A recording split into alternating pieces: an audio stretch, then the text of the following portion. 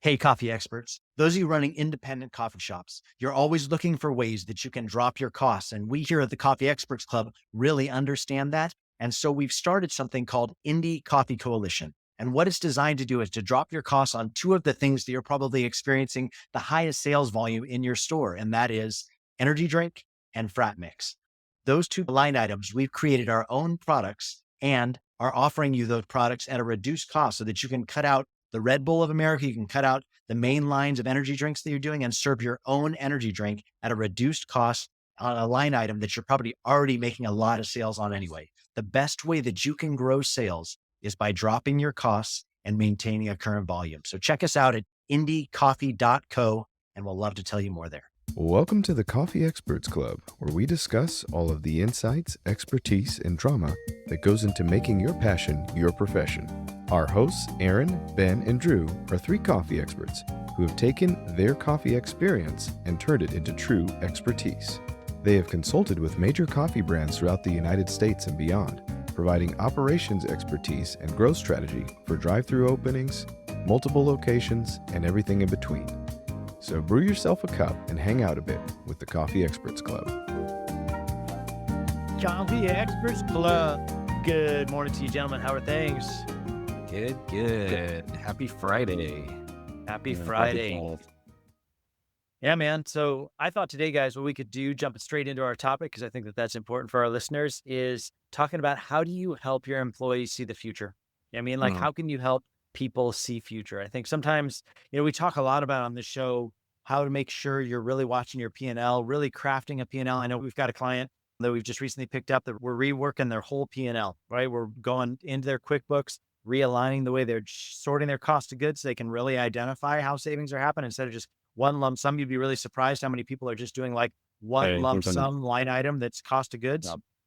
And then from there, that we broke it out to different line items of cost of goods, right? Of this is how we're going to be able to save, but also down further into the P&L when it comes to labor. A lot of times we're like, hey, your labor should be at this percentage. But sometimes I think that when we fixate so hard on a percentage of what your labor should be, we forget that if we don't pay our people, especially our management, a decent wage, we can actually make them short-sighted. We can actually take away from them seeing into the future. So today we're going to talk about how do we help our employees see into the future?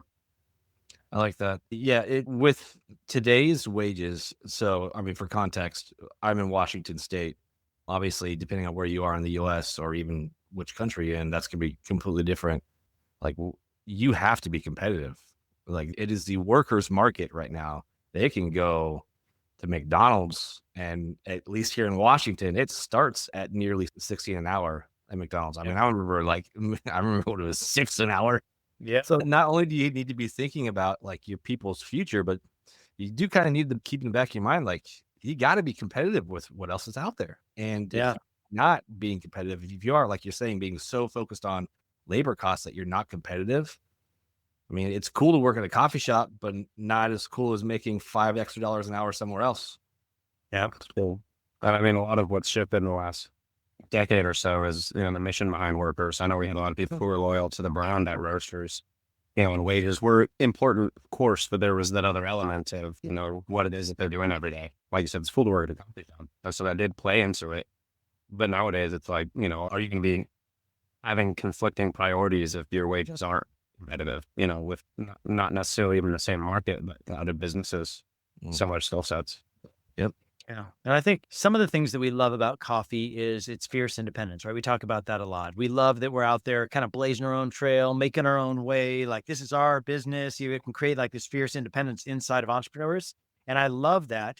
And I think that we can learn some things from people who are out in front of us, or who are a little bit bigger. You know what I mean? Like, I don't think that we need to be ultimate corpos to then like glean from things that make sense, right? And part of that makes sense is your people need vision, right? Your people need to see where you're going. And that can't just be you stand up and pontificate at your annual planning or your annual, like, whatever it is, Christmas party. And you get up there and you preach a sermon to your people and they're like, rah, rah. Everybody's a little bit drunk. So they're really excited about what you have to say. You know what I'm saying? Like that kind of energy only lasts so long. I would say what you really need is to create what Ben, you and I created for roasters back in those days. And then we've gone on to help coffee shops create for themselves is an employee journey, right? An employee Mhm. roadmap, just like you would do on your marketing side of things for customers. Like, what's the customer journey? What is our customer roadmap? And you see people put all kinds of energy into that. How are we ascending customers in their customer journey? How are we getting them to spend more dollars? How are we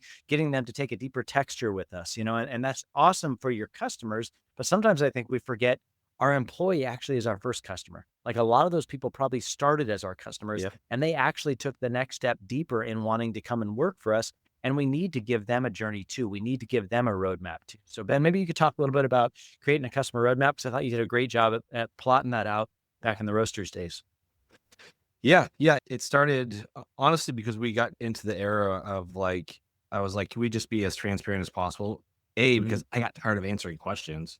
Right. What's my raise? When's my raise? When you get like 100 people going, what's my raise? When's my raise? You're like, okay, I Right. don't want to have to answer this question anymore. But so it started with just like, let's just lay everything out for them because they'll know what's coming, how it's coming, when it's coming. It gives when we have an onboarding with a brand new employee, we just put everything right in front of them, say, this is what it's like to work here. Then you can go, it's cards are on the table. Do you want to work here or not? Not like 3 months later, we've put all this training into you and you're like, this sucks. I'm out of here. It's like, Yep. here's everything that's gonna happen. Do you like it or not? No? Okay, see you later. Yes, Yeah. okay, awesome. Welcome to the team. So that was the first step in really deciding what we did. And then from there, it was what's our management pay scale? What's the rate? What's it going to be? And make that really transparent because obviously you want good managers. You want to find good managers and you want those managers to stick around, hopefully for more than 7 months. And then from there, it was, okay, what is this plan that we're going to have for the baristas? And for us, it was a really good plan of reviews, 6 month or quarterly reviews. Every 6 months, if you do well on your past 2 quarters reviews, you get X raise. And you'll always know exactly what that raise is. 6 more months go by, you can get another raise up to X amount every year. And Right. then after a certain amount of years, there is a cap point, you know. Yeah. And we told them, like, look, after 2 to 3 years as a barista, you're gonna hit your cap. Yep. And that's A, because we want you to move up in management, and B, like we got to the point where we're like, we don't want you to come into the company at 18 and still be working here at 30. Like, this isn't a career as a barista. It could be a career as a Right. manager, career as a regional manager, but it's nice to have really good veteran baristas. But at the same time, like, you also need to give a little bit of vision to your people, your 18-year-olds who are coming in and saying, like, look, this isn't a career. Like, it's great to have you here, but you should be graduating from baristadom at some point and Yep. doing something more for your life. Having a salary, a actual career somewhere, whether that's here in upper management or, a career as you go up to college or something. But I think we realized that we don't want to stunt people from actually growing as people. So we said, hey, there's a cap to increase past that cap. Let's go into management, and then assistants, Yeah. the same thing. Every quarter, you get a review. Every 6 months, you can get X amount of raise. And in assistants, there's a cap. Here's your cap. Here's the most that you will make. You Yep. want to make more than that? Management, same thing. And we just showed them that, like, you can tier up. Here's how you get the raises from good reviews. Here's where you'll stop, and here's how you get to the next level. And the Yep. great thing was when we did that from the night shift barista all the way up to regional manager, we were able to, like I said, when that employee came in on onboarding, we could lay it in front of them and say, here's your next 10 years if you want to stay with this company. Yep. Or, if you don't like this, great, no problem. You could be a barista for 6 months and then, go off to college and you'll at least get a raise while you're still here. So it took the weight off of our shoulders of having to be like, what is our raises? Do we give him a raise because we like him more? Or we don't like him? Do we not give him Yep. a raise? Do we give him a raise? When do we give a raise? Yep. Before that, it was like, you could get a raise maybe every year, but that doesn't keep people around anymore. So it really just, like I said, made it transparent. It made everybody just go, okay, yeah, I like this. Great. Awesome. I like that. But Drew. What I liked about it from an employee perspective, because I think I was a manager when we rolled that out, or regional, but close to, Phoenix, who was coming up as the manager. It gave us, as the employees, something to wrap our heads around, something to, really have our hands in controlling our own ascent, if that's what we were interested in, or not, if we were just, going to school or had another job or some other career path, because that's a reality. But it gave us direction, and control over whether or not we wanted to stick around in the same spot or register and move up. And what it gave us, as leadership, As you mentioned, it made us really figure out what our values were and what types of qualities we wanted people to have if they're going to move up. What values do we want to instill and make sure that they're, cultivated in themselves? Do we want them in leadership, or if we want them to move into another branch of the company, because we have, distribution, we have production, and, all the things that people can move into.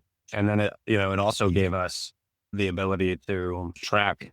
Our managers would track every quarter, every 3 months, they'd sit down and meet and think, okay, well, how am I going to problem solve with these people, with my night shifters or my mid shifters or my reads? How am I going to problem solve this specific person to meet their strengths? If this is the ascent that they want, the night person comes to me and I say, I've been a night person for 6 months, and now I'm kind of tired of that. I'd like to do something else. You can say, okay, well, these are the things that I've noticed, the last 6 months that I'd like to see you work on. And I kind of taught our managers to be able to watch those things and, glean insights from where the people needed support, and come up under them to support those people. And we had such diverse teams that our managers actually got really good at supporting various styles of the people underneath them. So it gave us, kind of a machine that rounded off or made us have really well-rounded managers and other well-rounded leaders. Mm-hmm. Yeah. So I think, summing up like what you guys are talking about there. So it sounds like obviously our suggestion would be, and I know this is what we do for coffee shops day in and day out, is, okay, let's come up then with an employee journey, and then let's give them a visual, which we would call an employee roadmap, right? Like this is what the visual looks like.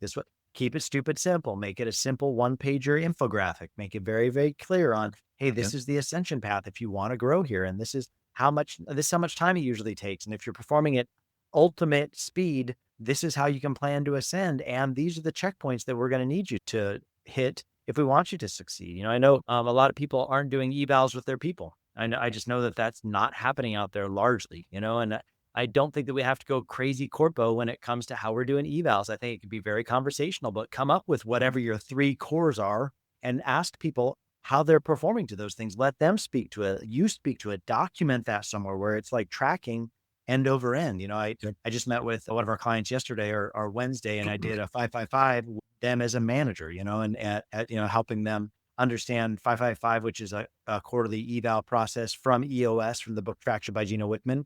And I think you don't need to necessarily do a 5-5-5, I think, with every barista you have on staff, but I do think you need to at least be having a conversation. I really liked how we had shaken it down at Roasters, and we've taken it from there and helped other people think about it of what are the 3 pillars.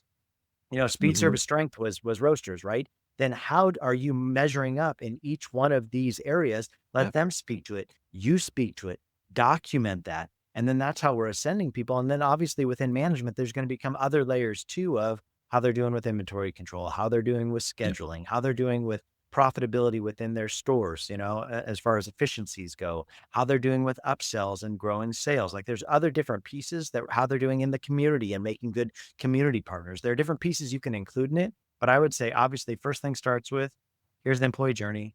Give them a roadmap that everybody's familiar, like you said, Ben, so that in onboarding, they understand out of the gates, and then pin it up somewhere where everybody can see it. Everybody understands how the ascension plan works. And then be evaluating them consistently so that they know, are they doing good? Are you coaching them up? And then how are they making more money? And when do those things happen? I think that's all really, really good intel. Yeah. One thing I noticed too is it helped get rid of that sort of anxiety they would have of, am I doing a good enough job to get a raise? Right. Especially because before that, it was like I said, it was like, we might get raises like annually. Then you're like the whole year, you're like, did I mess up? Am I going to get my raise? Like, how much is it going to be? Have I done enough to like maybe get more than what I would usually get? And, you just have this barista anxiety all the time. And then you have the really outspoken baristas who are like, why didn't I get my raise as big as I wanted? And then you're like, well, okay, so that is, get rid of all of that and just say, for us, it was for the baristas, it was you did a quiz on your recipes. So because we found out, and I'm sure every coffee shop owner knows, your baristas forget how to make the drinks that they make every day. And so we did a quiz. Every quarter was a quiz, and then there was an evaluation with your manager, and you got scores. And if you hit 80% or higher, good job. It hit 80% or higher on the next review, bam, you got a raise. And here's exactly how much that raise is going to be. You don't hit 80% on the first one, well, you've got another quarter to try and hit that 80%. Okay, good job. So like two quarters in a row, if you get a B plus, that's a raise. You miss one quarter, then you can always make it up the next. And it sort of removes this anxiety because they know, oh, reviews are coming up. I should remember right recipes. But Yeah. for that 3 months, they're going, okay, I want to make sure that my manager also evaluates my performance for that speed, service, strength as well. So Yeah. it just removes all of the question marks, and it allows your baristas to just be able to focus on customers more and not focus on, am I doing a good enough job to get a raise? Or that barista who isn't doing a good job, who's expecting a raise, goes, come on, what the heck, dude? It's like, I should be Yeah. getting a raise. You go, well, no, you got a 70% last quarter and Yep. a 60% the quarter before that. So I need to see a better performance out of you. I mean, within one store, it's hard to get continuity between barista and making drinks. That's just a fact. Your morning shifters and your night shifters are going to be different. And then if you have multiple locations, it scales up to, Mm-hmm.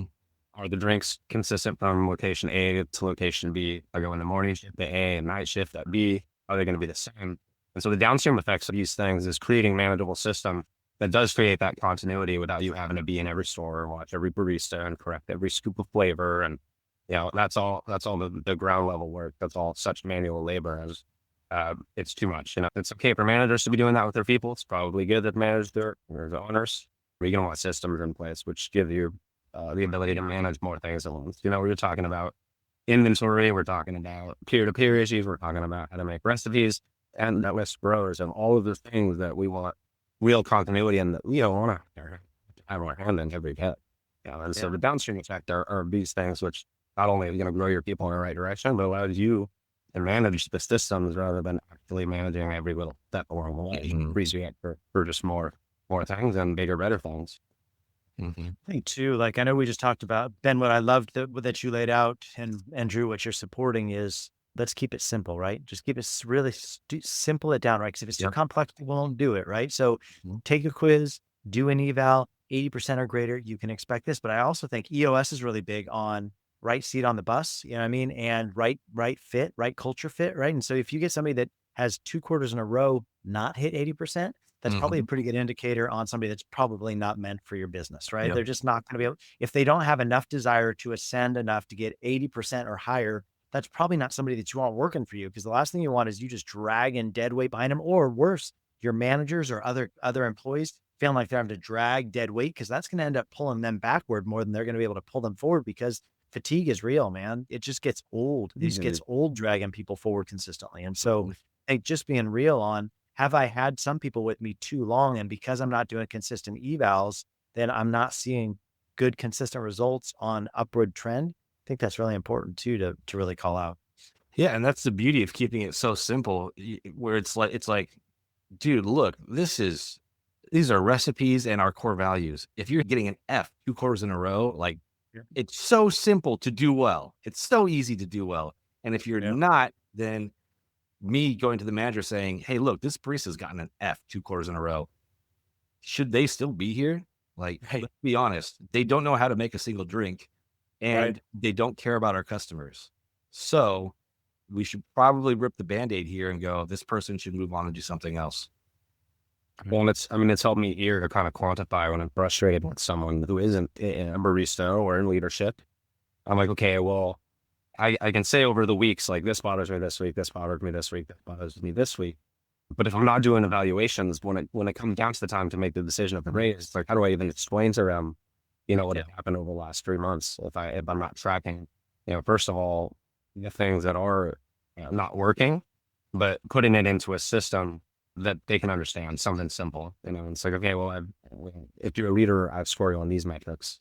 Last quarter, you didn't do these ones well. This quarter, you're having the same problems. It makes the decision and the explanation, if you have to change leaders, much easier or much less emotionally involved versus ideally where we want the business to be. Yeah. I mean, that's a great point that I think a lot of, coffee shop owners with 1 and 2 locations, they don't want to put the time in, because it takes time to build these systems. Like, you can't just, drop it, next week. It takes time. But the beauty of it is, once you've put that time in, everything becomes so black and white, where it's not like, oh gosh, man, I don't want to, this is my favorite manager and I have to have this conversation, and oh man, what are they going to think? What is that Right. barista going to think? What are they going to do? It's just like, it's so easy to just sit down and say, hey, look, here's what you did. Awesome. Or look, here's what you didn't do. That kind of sucks. But you knew Yeah. that coming in from your first meeting in your onboarding, what it would be. So it's like, it takes, like, just like you said, Drew, the emotion out of it, and it just makes it so much easier where you're not stressing out the night before. You're like, God, I'll have this conversation. Yep. I think it also really helps you to, I think you said something that was really good. And I think that's, or maybe it was Drew. One of you guys said that was really, really good when it comes to don't make exceptions. Yeah. I mean, like, Yeah. it's just really, really clear. Like, you don't get so heart connected that you're like, it's skewing what's important to you for the business. Yeah. I mean, like, because that can happen to all of us where we're like, hey, I just really love this guy, really love this gal. I don't want to see them go. They're doing pretty good sometimes. I mean, does that count for anything? And it's like, yeah, it counts for they've been with you this long, and you need to decide, do you want a business that's pretty good sometimes, or do you want like a business that's just consistent? Because for all of us, I think we have to ask ourselves the questions, how long do we want to do this? Do we want to do this forever? And maybe you do. Maybe you want to own your coffee shop forever. Maybe you want to run your coffee shop forever. But if you ever want to think of selling, the only thing that's going to sell is replicable systems that have shown consistent performance. If everything's built on you, the first person that walks in the door that you're hoping is going to acquire you is going to see, oh man, this is really all built on this one dude. And if I take out this one dude, this one gal who's the owner operator, and the whole thing crumbles, how much is your coffee shop really worth? Yep. Because how much are your customers really going to come back? And how much of your system's really going to hold up? So the reasons why we're advocating for these things is so that you can scale, so you can grow. And let's say you want to own this thing forever and you want it to be a legacy piece for your kids. Well, do you want it to be a hassle for your kids, or do you want the handoff to your kids to be simple because the systems are just set and they're every quarter? This is the way we do it. Every time, this is the way we evaluate. Every time, this is how you ascend up. Every time, this is how we throw people out like that aren't fitting, because not because it's a gut check or it's something we feel. It's because no, we gave you the metrics at the beginning. We told you how this thing worked. Like, we gave you a couple rounds in it. And if you're not performing, I just think there's probably something better out there for you. And there's definitely something better out there for us, because Yep. it's just not going to work. This isn't going to work. Mhm. Spot on. Awesome, boys. Well, hey, great talking about it. I was hoping we were going to talk about like raises and some of those different things and how we did them. So maybe we'll do a part 2 and talk, because I think that your conversation on your L10 with your coffee shop, and I don't want to disclose the name in case they don't want us to say how they're doing their pay structures, but I would like to talk about the framework they have, because I thought it was really simple on what's a really simple way that we can give raises in a very like just stupid, simple ascension plan. What about when minimum wage rises? And then how do we work with, is there a price increase that needs to happen on our drinks? Because otherwise we're just slowly closing in on our margin if we're not lifting the lid as we grow our internal people. So maybe we'll talk about that next round and how we're establishing raises, because I think that was a really good thing for us to talk about. Yeah. To be continued.